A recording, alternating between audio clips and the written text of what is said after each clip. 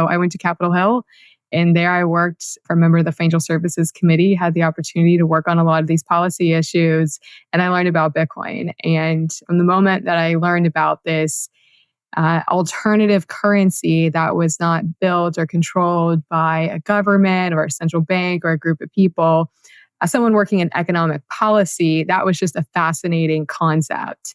So I became extremely interested in it, spent a lot of time studying it, and eventually came to the conclusion that this is going to be one of the most important technologies of our current generation, and wanted to play a role in helping advocate and foster its development and innovation.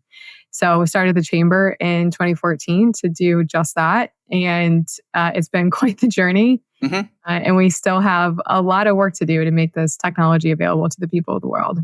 Okay, well, great. So yeah, that will be the folks, the meat and potatoes. We're going to talk about Perianne's work with the Digital Chamber. But if you don't mind, Perianne, before we get into it, can you spend a little bit more on just what it's like? So my experience with DC, Capitol Hill, is as an economist, after a certain point, I did have certain connections, also because I did work with what was called the Institute for Energy Research, and they were a DC-based think tank that was promoting market-based solutions for climate change and stuff like that. So I would go to DC every once in a while and give briefings to like congressional staffers, particularly people who are on the relevant committees. And so one thing is, I was struck by how young a lot of the staffers were. But then I realized, well, yeah, because they're being asked to work ridiculous hours, and so that is not conducive to somebody who had $5. Yeah, you don't get paid much, and you're asked to just give up your life basically for a year or two, especially if there's a campaign going on. So, is there anything were you disillusioned, or you know what I mean? Is there anything that you want to share in terms of like your experience in Washington for people who know of it but they've never actually lived it? Yeah, I think I was definitely disillusioned and probably naive as well, thinking, some of the issues that we face, like inflation and some of the corruption that happens, that if these people just really understood what was happening, they would want to fix it. The Washington, D.C. machine is interesting. We could probably do a whole show just focused on that. I do think we have significant issues in our political system. I personally am a big proponent of term limits. I think just that in itself could address a number of the issues that we have. We clearly have an insider trading issue in Congress. A lot of times Congress will carve themselves out of the rules that they don't have to abide by, but everybody else does. And these are extremely discouraging as an American. And there's a lot of issues in the political system. When it comes to my work at the Digital Chamber and how we are helping advocate for this open source technology and ensuring that the United States is at the forefront of all advanced technologies. And of course, blockchain is one. We faced a lot of issues. We're currently facing a lot of political attacks. There's a number of efforts all across the government, from policymakers and politicians, to restrict our access to be able to use an open source technology. In my experience, most of these attacks are coming from political goals.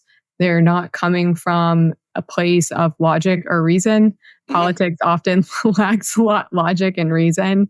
So I'm very optimistic in the long run, because I believe it's just about technology. This is a better way to transact in a global digital economy. And I think technological progress will prevail in the end. But we're facing a lot of political challenges right now, and there's going to continue to be a number of battles. A lot of those are being faced in the courts right now by digital asset businesses that are engaged in enforcement actions.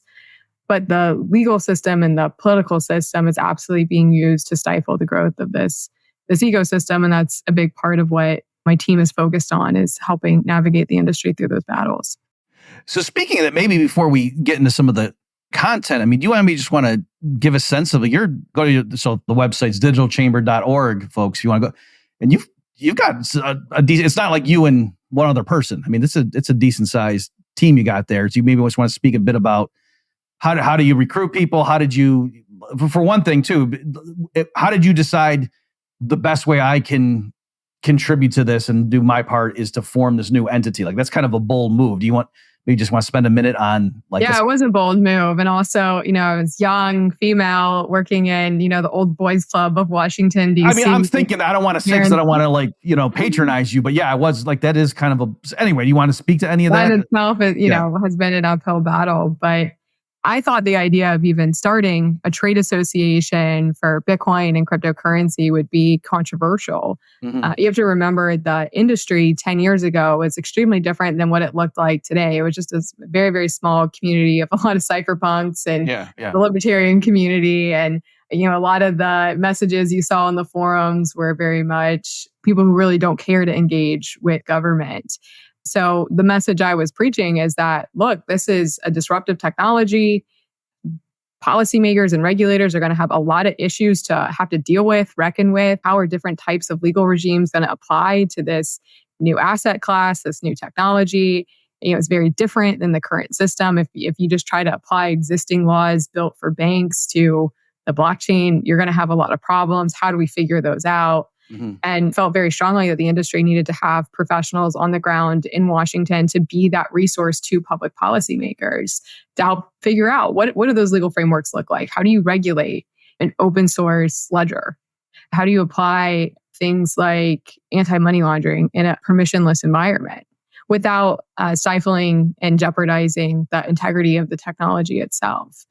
So that concept of, what we're doing, I thought, I didn't know if the community was going to embrace this or not.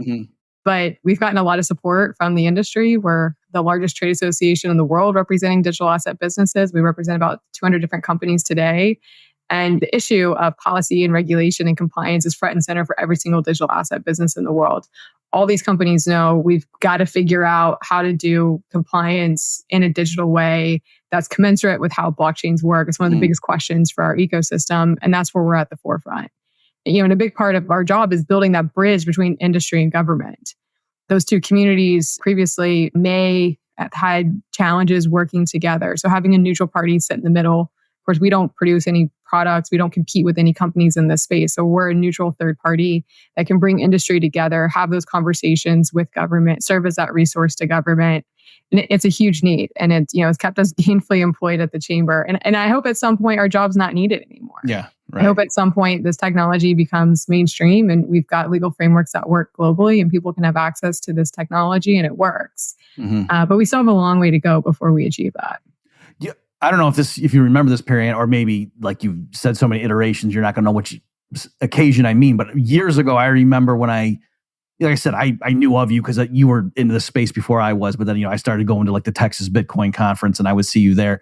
But I forget what the scandal was, but there was some deal that, people in Washington were thundering about, this is this crazy dark market stuff in Bitcoin.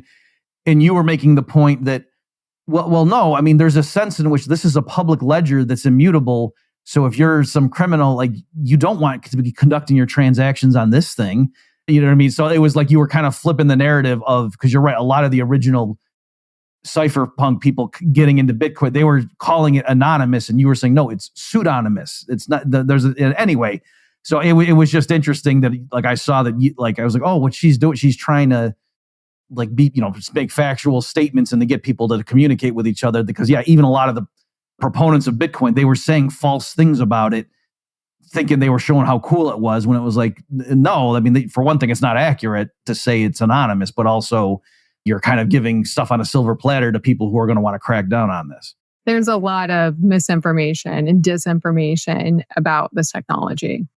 A lot of, the media, politicians will tell you this is the currency of choice for criminals. This is literally the dumbest technology you could possibly use if you're a criminal and you're trying to conceal your tracks. Yeah. If you're trying to conceal your financial moves, why would you put that on a public ledger? Right. Makes absolutely no sense. Yeah. And if the way you just put that, I saw that was when you made that point years ago, and I was like, oh yeah, that is good.